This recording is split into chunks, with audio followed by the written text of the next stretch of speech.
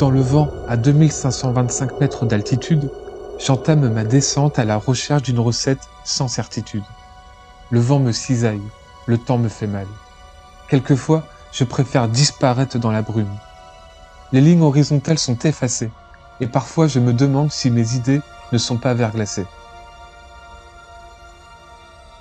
Tel un alpiniste mis en bouteille, l'eau des glaciers se déguise d'un verre, me fait redescendre un peu plus bas. Pourtant, je crois que je n'ai plus vraiment les pieds sur terre lorsque je la dose à hauteur de 50 ml. Cette vodka m'offre des arômes discrets de céréales et d'agrumes.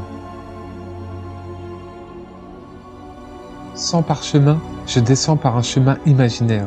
Appelez-moi homme lunaire. Au détour d'une vaste descente, j'y découvre une liqueur Edelweiss, reine des glaces. J'endosse juste assez dans mon doseur pour y apporter une note florale de haute altitude.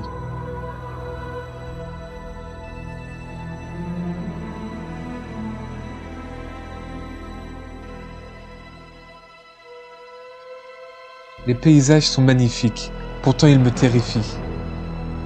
Étonnante découverte au détour d'un chemin enneigé qui me laisse découvrir des érelles rouges venues des régions froides.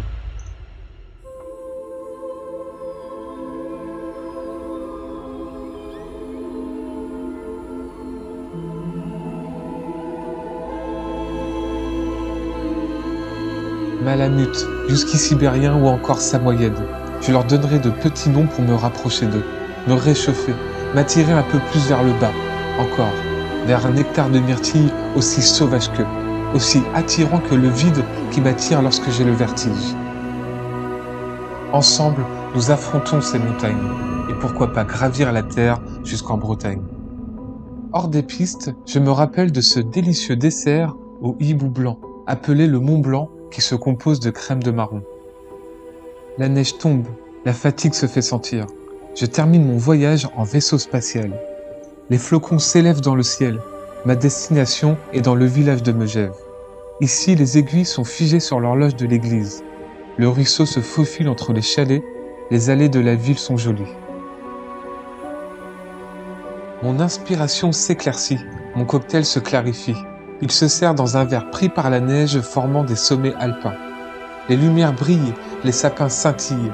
C'est ici que mon voyage se termine, dans les rues de Megève.